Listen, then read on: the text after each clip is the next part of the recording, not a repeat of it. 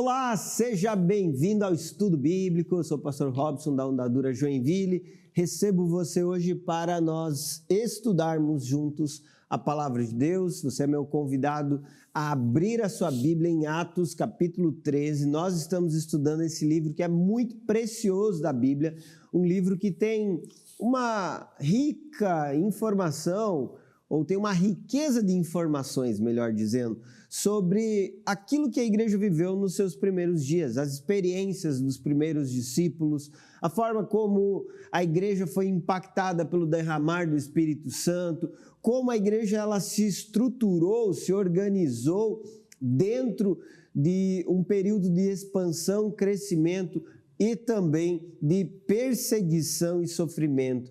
Então você percebe em Atos uma igreja viva, mas que está sendo completamente confrontada por um mundo que é antagônico à pregação do Evangelho. Portanto, Atos é um livro muito precioso, conta uma história que nos ajuda a compreender a caminhada do povo de Deus nessa terra, enfrentando diversos desafios. E eu sempre estou aqui estudando esse texto com o meu amigo, pastor Gustavo Kuipers. E aí, Gu, tudo bem? E aí, pastor Rob, pessoal de casa, muito bom. Capítulo 13 de Atos, esse tema como um todo tem sido excelente. A gente começou no capítulo 12, essa terceira edição do tema, no terceiro ano consecutivo.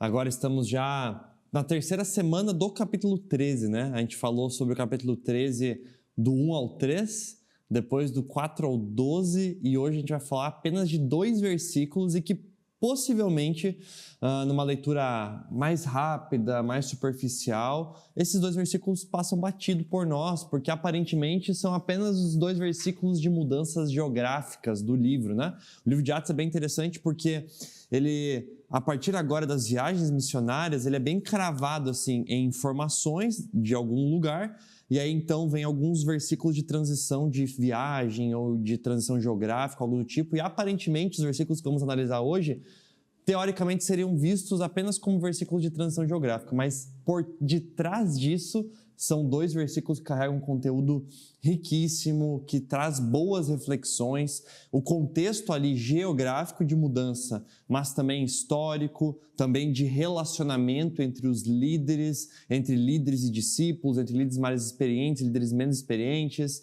entre os desafios de uma viagem, dada a geografia do local que é mencionado nesse texto, enfim.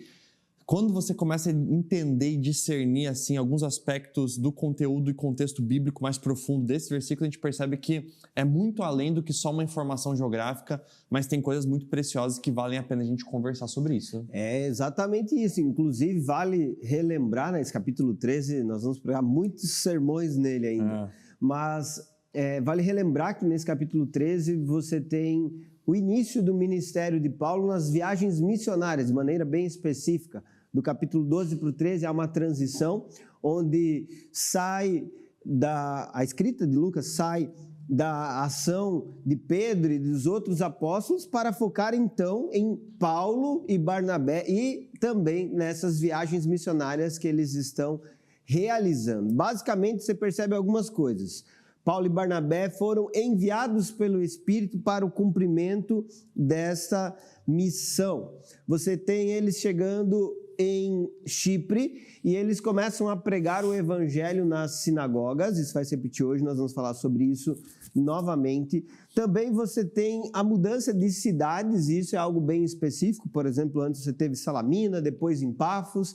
Existe também a oposição espiritual, e vocês vão lembrar que Elimas, o mágico, foi aquele opositor que tentou de alguma forma descredibilizar o apóstolo Paulo e Barnabé, mas tem paralelo a isso uma postura e uma atitude do apóstolo Paulo na pregação do evangelho, tanto desmascarando Elimas, quanto pregando o evangelho a ponto de Sérgio Paulo, que é o governador ou procônsul daquela região, se converter ao evangelho. Você vê ele se converter como um sinal de que o ensino de Paulo, de que a proclamação e até mesmo que os sinais que eles estavam proclamando acabam sendo evidenciados como sendo verdadeiros. Então, nesse contexto, o apóstolo Paulo e Barnabé experimentam, juntamente com aqueles que estão participando dessa viagem,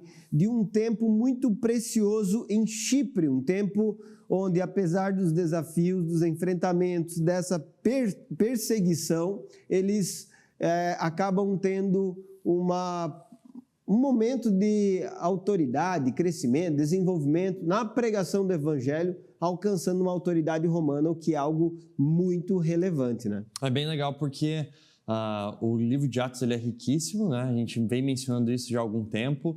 Nesse primeiro bloco, até o capítulo 12, a gente vê o protagonismo da igreja de Jerusalém e do apóstolo Pedro como essa figura mais proeminente de liderança à frente da igreja, embora também houvessem e há relatos de várias outras influências, apóstolos, líderes, pessoas importantes que aparecem, mas Pedro tem esse destaque inicial na narrativa e no relato histórico de Lucas. Agora, a partir do capítulo 13, o apóstolo dos gentios, o apóstolo Paulo, ele começa a ter protagonismo, e aí muitas coisas vão mudando, e é legal porque em meio às viagens missionárias, a gente vê desde o início, em primeiro lugar, a missão de Deus e o propósito de Deus se cumprindo, de que o evangelho fosse para todos os confins da terra, não só em Jerusalém, mas também Judéia, Samaria e os confins da terra, e isso começa a se cumprir de uma maneira mais intensiva a partir aqui do capítulo 13, embora já há pessoas de fora de Jerusalém que foram alcançadas em capítulos anteriores, nós falamos disso em outros momentos, como Samaria, como o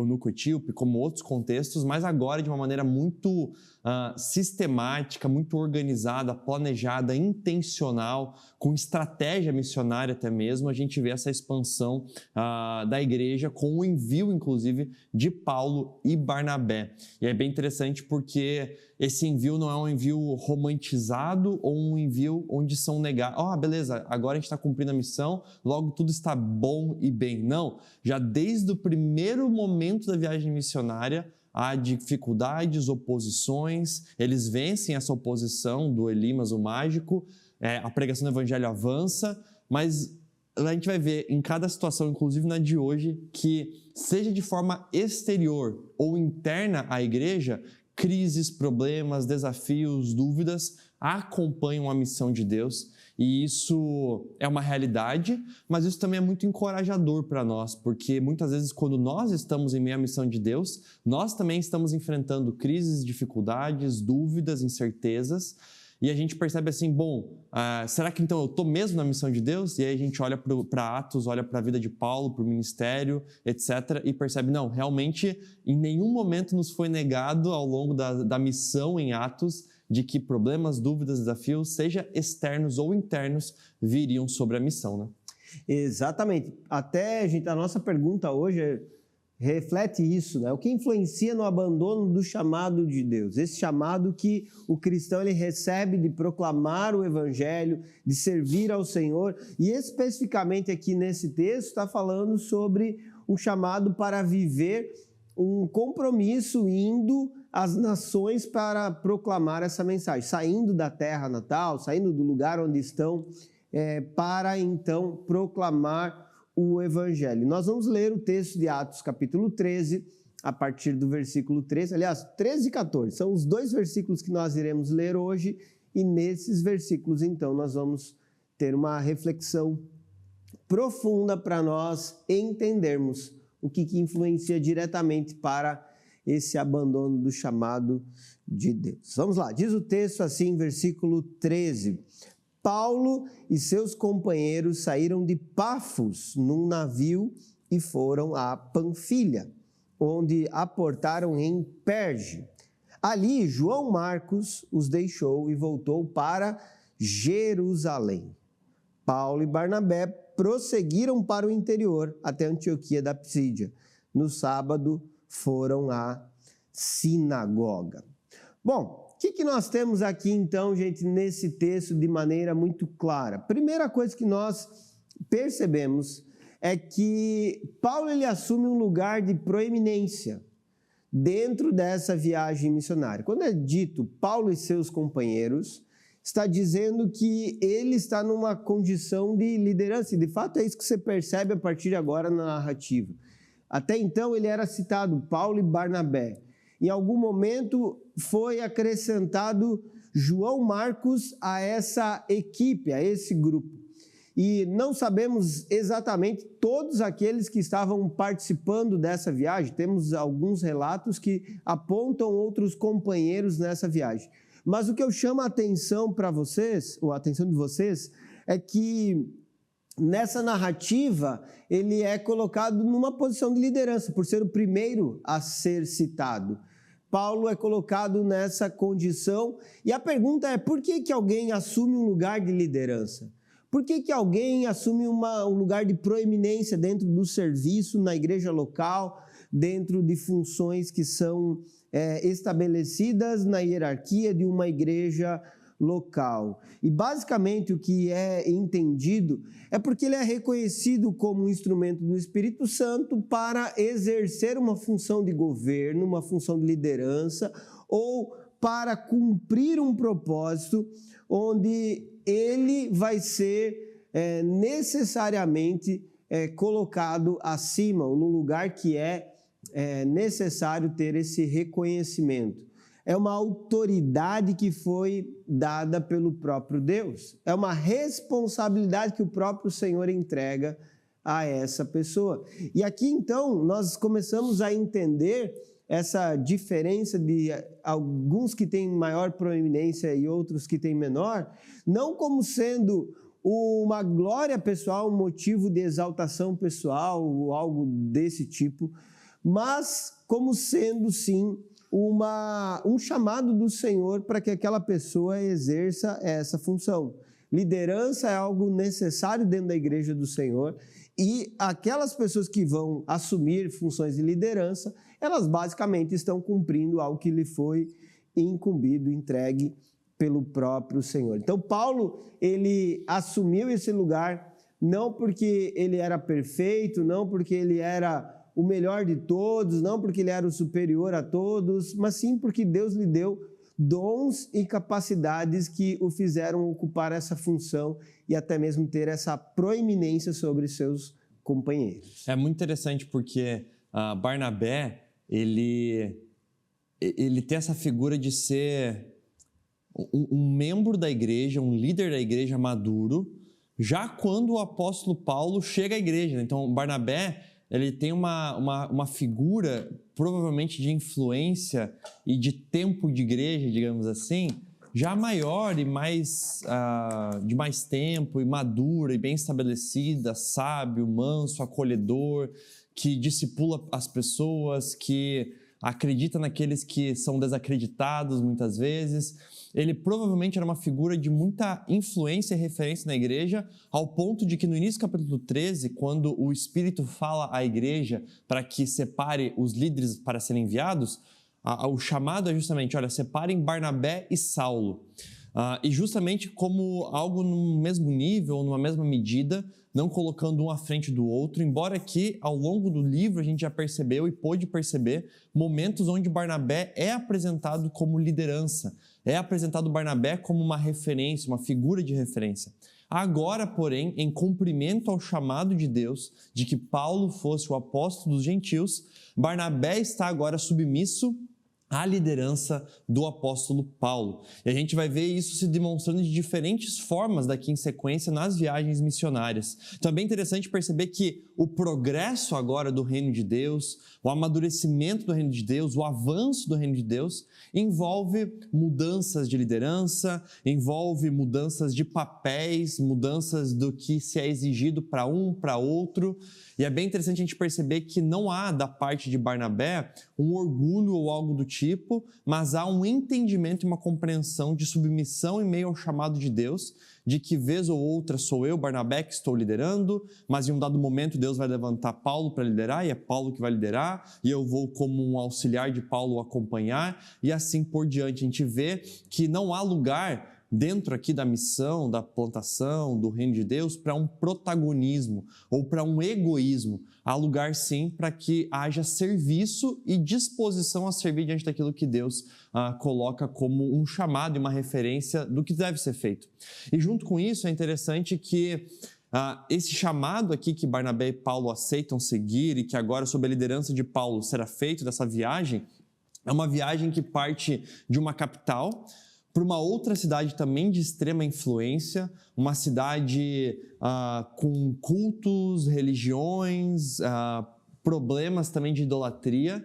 E é uma viagem, um desafio missionário que vai exigir deles tanto desafios físicos, porque é uma viagem muito difícil essa que eles vão fazer, quanto também desafios espirituais, emocionais, desafios de confronto, assim como já foram confrontados por Elimas agora nessa última cidade, certamente eles vão para uma cidade ainda mais idólatra, com ainda mais problemas, pregando a mesma mensagem, a mesma verdade do Evangelho. Mas é interessante que em meio a isso, agora esse bastão oficialmente, inclusive pela redação de Lucas, está sendo posto como na figura do apóstolo Paulo, tendo essa influência e responsabilidade, inclusive. Né?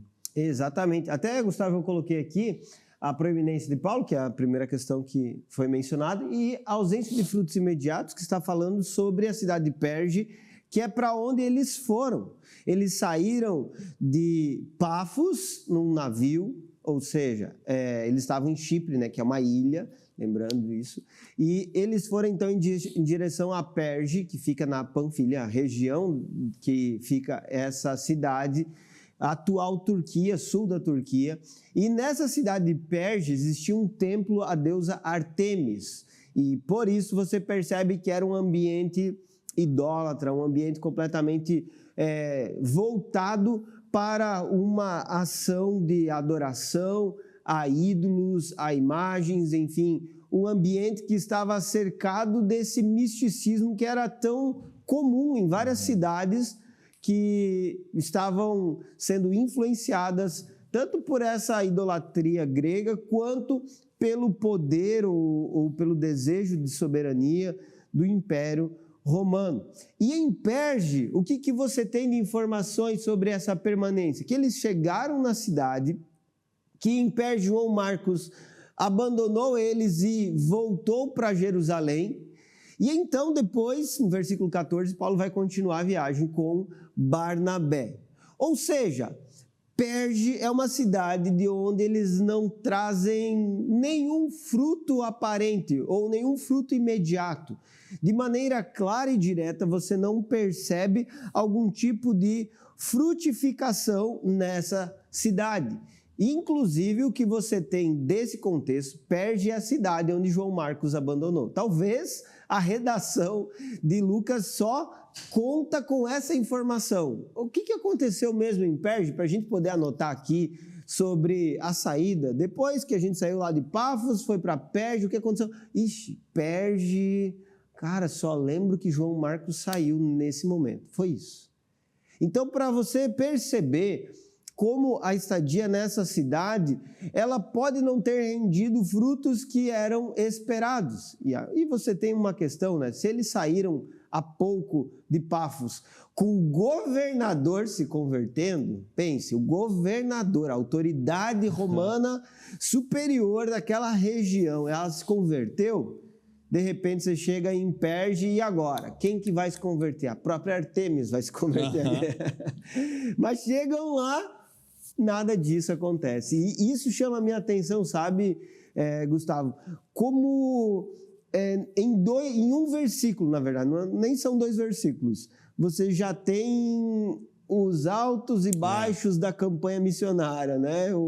Os momentos de glória e, ao mesmo tempo, de humilhação, de sofrimento que envolve a proclamação do Evangelho. É muito interessante porque em nenhum momento a redação, né, o texto de Atos, permite com que haja glória humana na missão ou permita com que vá se crescendo um contexto de triunfalismo em meio à missão, né? Do tipo assim, do apóstolo Paulo ou de outros apóstolos começarem a se achar muito bom em meio àquilo que estão fazendo. Porque, poxa, eles acabaram de, como o pastor Robin falou, ser instrumentos da conversão do governador romano, derrotar na argumentação, no poder manifesto de Deus, aquele que era um mago enganador, Bar Jesus, Elimas, e agora eles vão continuar a viagem, vão para outro lugar.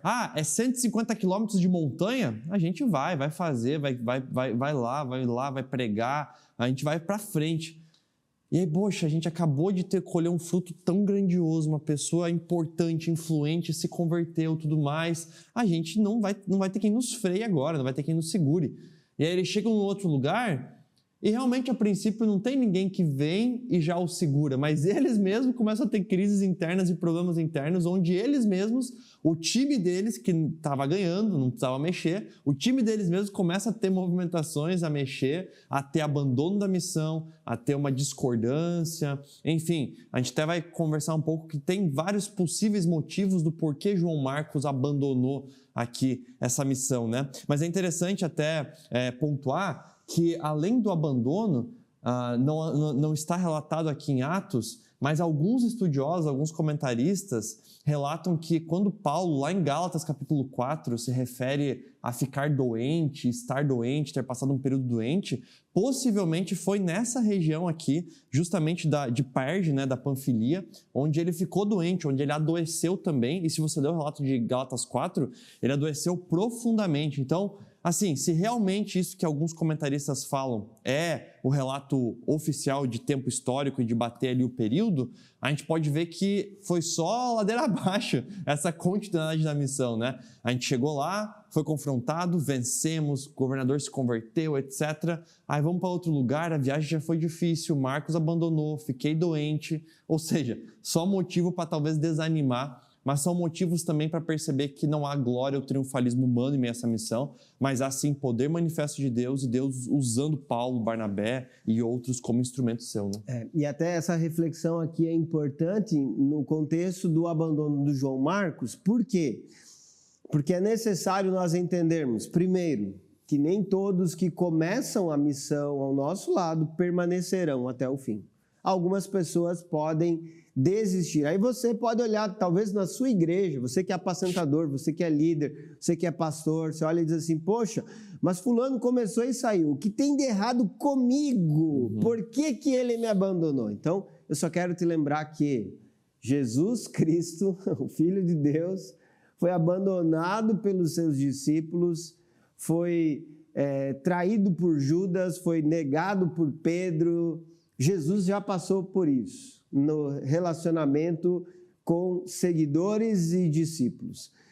Próprio Paulo aqui está enfrentando essa realidade. João Marcos estava com ele e estavam vivendo um momento que já tinha passado por glórias, por reconhecimento, enfim, que é a proclamação do evangelho e conversão. E João Marcos decidiu abandonar a viagem. E você vai ter na história de Paulo muitos outros. Se você ler as cartas do apóstolo Paulo, Demas me abandonou porque amou o presente século, e tantos outros que deixaram o apóstolo na caminhada. E o que você percebe disso é que uma igreja cristã autêntica, um pastor fiel, por vezes ele vai perder pessoas que estavam ao seu lado. E isso não quer dizer que ele não está sendo fiel ao chamado que Deus lhe entregou. Muitas vezes, no chamado à infidelidade, ele acaba sendo, sim, abandonado pelas pessoas. E uma coisa também sobre o João Marcos é que uma coisa é você ser chamado por Deus, outra coisa é você estar pronto para viver esse chamado de Deus, para cumprir naquele momento o chamado que Deus lhe entregou. Nós entendemos que o chamado ele envolve um teste prático no campo, que é muito além da intenção. E aqui, então, você percebe que, por vezes, as pessoas ainda não estão preparadas para serem alçadas ao ministério. O apóstolo Paulo mesmo orienta, não imponhas as mãos precipitadamente, trazendo essa clareza sobre a necessidade de cuidado para que pessoas não sejam separadas para um ministério específico de maneira antecipada, de maneira precipitada. E nesse contexto é necessário realmente termos muito temor e cuidado para que as pessoas não sejam colocadas num lugar de proeminência ou num lugar de serviço ou num lugar de autoridade para o qual elas não estão preparadas a cumprir essa função. E é interessante porque a gente conhecendo o contexto maior, futuramente João Marcos ele é restaurado e ele é útil então para o ministério, ele possivelmente amadureceu e corrigiu pontos que nesse momento aqui foram lacunas que o levaram a esse abandono.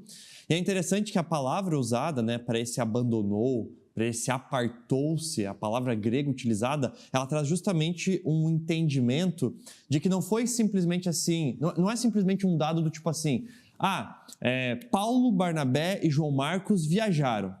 Chegou um dia que João Marcos voltou para casa.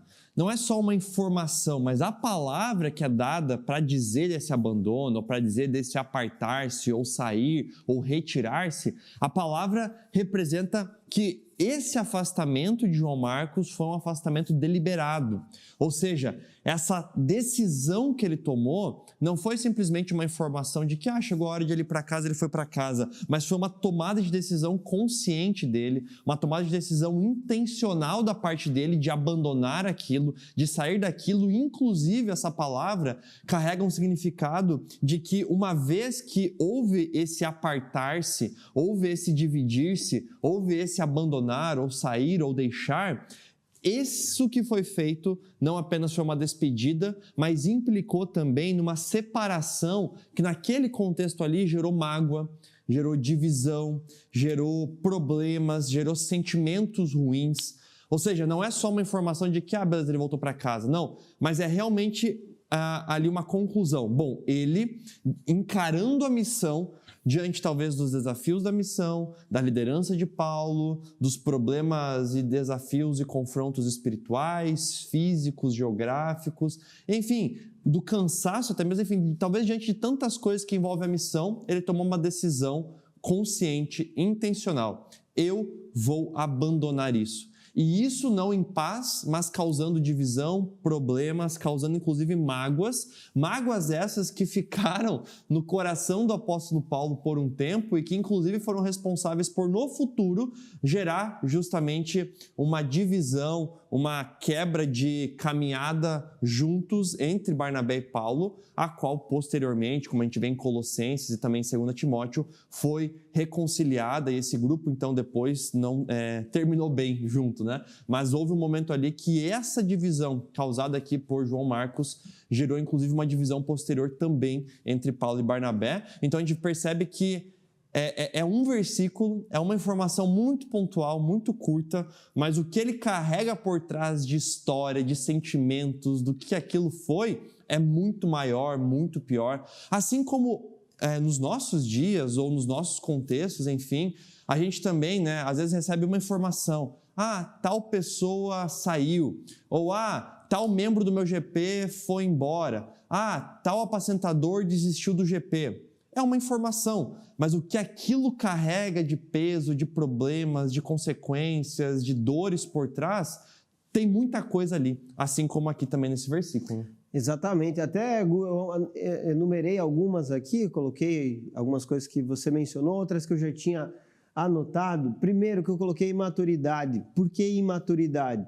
Porque ele possivelmente não estava preparado emocionalmente para enfrentar esse desafio da missão. Quando você pensa naquilo que estava envolvendo o sair de um lugar onde estava dando certo e para outro lugar onde eles não tiveram aparentemente frutificação, não tiveram aparentemente um bom tempo, inclusive, como você mencionou, possivelmente Paulo esteve doente. Então, um despreparo emocional para viver esse momento. Além disso, o comodismo. Gente, ele saiu da terra dele, da ilha onde ele morava, da proximidade com os familiares, ou do relacionamento com os familiares.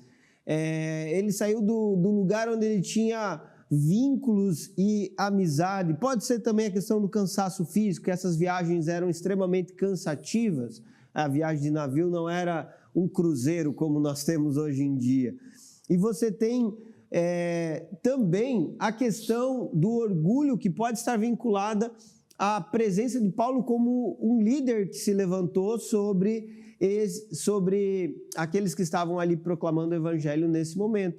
Até então, Barnabé tinha uma posição muito mais reconhecida e, de alguma forma, aparentemente, Paulo assume esse lugar. Então, um coração orgulhoso também pode se ferir e se fechar diante disso. E o medo, por quê?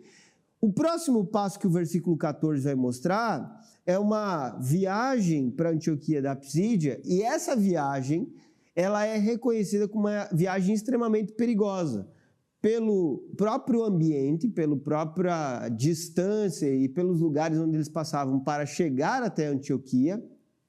Além disso, pelo risco de salteadores no meio do caminho, ladrões que pudessem roubá-los, bandidos, ou ainda de doenças ou enfermidades que eles poderiam enfrentar. Então, o medo também é uma possível causa que é colocada aqui como motivo para João Marcos se distanciar. E quando eu olho para essa lista aqui, eu percebo que ela é uma realidade também nos nossos dias, daquelas pessoas que acabam desprezando o chamado, fugindo dessa vocação e se entregando a uma desistência de maneira voluntária e direta diante da responsabilidade que tem de proclamar o Evangelho. Porque se você perceber muito bem, dentro dessa história toda que está sendo aqui contada, o que Paulo e Barnabé vivem são momentos de frutificação, momentos de dificuldade, são momentos de alegria e momentos de tristeza. E, de fato, perseverar em meio a essas diversas situações é um desafio muito grande. É muito interessante, sim, porque olhando para esse contexto de João Marcos e olhando para essas características que você colocou ali, a gente observa que possivelmente, realmente, essa é a atitude que ele tem nesse momento. Imaturo ainda, enfim, não consciente ainda de toda a responsabilidade que ele precisava carregar, o que ele representava estando junto nessa missão. E eu acho que é muito interessante essa questão do orgulho ali, e faz muito sentido com a mudança da figura de liderança, porque na sequência, essa divisão que vai acontecer entre Paulo e Barnabé vem justamente do fato de Barnabé querer acolher João Marcos já de volta e Paulo ainda querer dar um gelo, querer dar uma segurada nele para ele não estar junto naquele momento, visto que na última viagem ele havia abandonado. E qual que é o ponto aqui, né? Barnabé, sendo antes esse líder proeminente, Barnabé era parente de João Marcos. E talvez, assim, por ser parente, por estar próximo, por estar junto, ele dava aquele voto de confiança a mais, ele queria, né, se dispor a, não, vamos tentar mais uma vez, vamos junto, vamos de volta, vamos para frente. E até influenciado por essa proximidade, amizade e tudo mais, poderia até, às vezes, negar algum desses elementos de maturidade, de orgulho, para querer reforçar ou promover e incentivar aquilo que estava sendo feito com João Marcos, ao ponto de que Paulo não tinha nenhum envolvimento ali necessariamente familiar com João Marcos, algo do tipo, e dando a entender que, bom, ele abandonou realmente, ele nos deixou na mão, ele nos largou, abandonou a missão aqui. Cara, não é tempo desse cara estar junto com a gente, não é tempo dele estar caminhando junto com a gente.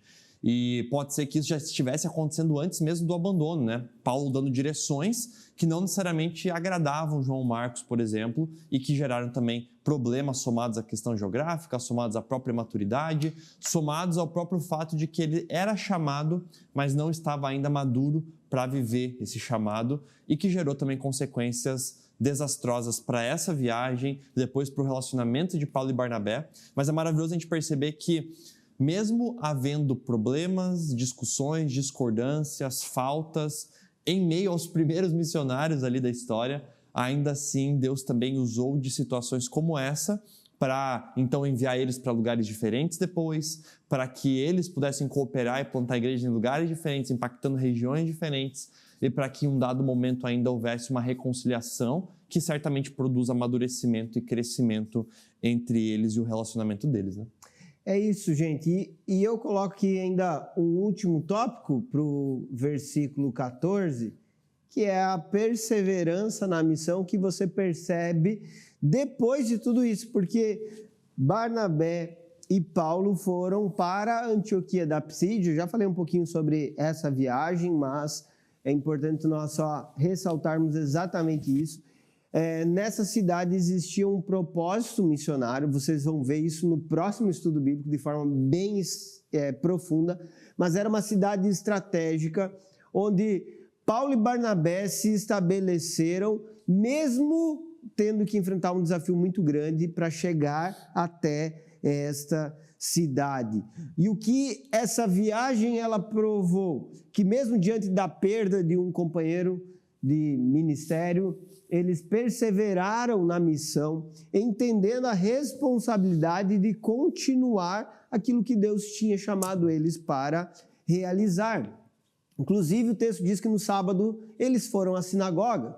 E você vai lembrar que aí da sinagoga nós elencamos já aqui no estudo anterior, pelo menos alguns motivos aqui pelos quais eles preferem ir na sinagoga primeiramente. Porque na sinagoga existem pessoas que já estão propensas a crer em Deus, que já estão, de alguma forma, voltadas para o Criador e tem o Antigo Testamento como um todo como sua base ou referência de fé. Portanto, você tem nesses judeus pessoas que estão prontas para ouvir falar sobre o Messias. Afinal de contas, essa é a expectativa deles. Inclusive, por eles acreditarem no Antigo Testamento, eles já têm essa base, esse fundamento que é necessário para a compreensão das verdades que Jesus trouxe na nova aliança. E também você tem um princípio que foi estabelecido, que o próprio Paulo cita em Romanos. Primeiramente, os judeus, para depois, então, ir aos gregos. Então, quando eles começam pregando aos judeus, eles já têm uma ponte de entrada, porque os judeus eles foram esse alvo da proclamação do Evangelho. O próprio Jesus viveu um ministério, primeiramente, ao judeu, direcionado ao judeu. Então, você percebe claramente como Paulo e Barnabé eles seguem mantendo esse princípio, entrando primeiramente na sinagoga, e até mesmo tem algumas versões que diz que eles se sentaram, ou seja, eles foram para a sinagoga e eles então aguardaram. E de fato você vai perceber como nesse cumprir da missão ou perseverar na missão, Deus lhes dá uma oportunidade extraordinária de proclamarem o Evangelho. Muito bom. Então, ir para a sinagoga, né, envolve ir para a cidade grande ali naquele caso, mas para a sinagoga especificamente envolve estratégia missionária, como o pastor Robin disse, é um público já ali cativo a essa mensagem, que pode ser a ponte de contato de Cristo como cumprimento da expectativa messiânica. É também ali, nesse caso, uma forma de honrar a própria direção do evangelho primeiro aos judeus, depois aos gentios. E é também uma prática sinagogal, né, de que visitantes notáveis, eles estivessem ali e após então a leitura da Torá e dos profetas eram convidados visitantes notáveis, como por exemplo aqui o apóstolo Paulo, para que então se levantassem e dessem alguma exortação, alguma fala à sinagoga. Então ali, digamos assim, eles já tinham um púlpito também e um público, digamos assim, para ouvir aquela mensagem. E é muito interessante que às vezes a gente não leva isso em consideração, porque a gente sempre pensa nos judeus que rejeitaram, mas muitos dos judeus que estavam nessas sinagogas também aceitavam, entendiam, discerniam e eram convencidos daquela mensagem a respeito do Cristo e do Cristo como o cumprimento da expectativa messiânica de cada um deles, né? Então, como eu disse, inclusive, lá no início, né, eu percebo que esse texto que a gente leu, o versículo 13 e o versículo 14, ele não é apenas uma transição geográfica, não é apenas uma informação, enfim, letras soltas ali de transição geográfica, mas é justamente um retrato da fraqueza e das limitações humanas em meio à missão e de que dependemos de Deus, mesmo em meio a um último sucesso missionário, para que a sequência da missão continue sendo promovida não por nós, mas por Ele. Então, envolve a fraqueza, as dúvidas, as inseguranças humanas em meio à missão, mas mesmo assim, esse texto também nos apresenta a coragem de seguir cumprindo o chamado de Deus, mesmo quando há pessoas no nosso meio que retrocedem do cumprimento desse chamado, do cumprimento dessa missão, e do quanto que Deus ele permanece sendo fiel, abrindo portas e agindo, mesmo em meio a altos e baixos humanos em meio à sua missão, né? Muito bom. Gente, eu encerro o estudo bíblico mostrando para vocês como permanecer no chamado diante de tudo isso que o texto mostra. Primeiro, seguir mesmo quando outros recuam. Alguns irão recuar, desistir, mas você é chamado a perseverar. Segundo, superar a frustração com maturidade. De fato, a gente acaba se frustrando quando alguém desiste. A gente acaba se entristecendo nesse momento, mas superar isso com maturidade quer dizer perseverar cumprindo o chamado de Deus com a mesma intensidade. E terceiro, obedecer sem depender de resultados. Você imagine que o chamado de Paulo e Barnabé é continuar indo para outras cidades e não desistir, porque numa dessas cidades eles enfrentaram um desafio, uma desistência ou até mesmo uma ausência de frutos imediatos. Por isso, nós aprendemos com esse texto sobre a importância de perseverarmos, mesmo diante dos muitos desafios que fazem parte do nosso chamado enquanto cristãos, né? Isso aí, Pastor Rob, muito bom. Bom demais, terminamos assim o texto de hoje. Semana que vem damos sequência ao capítulo 13 aí de Atos.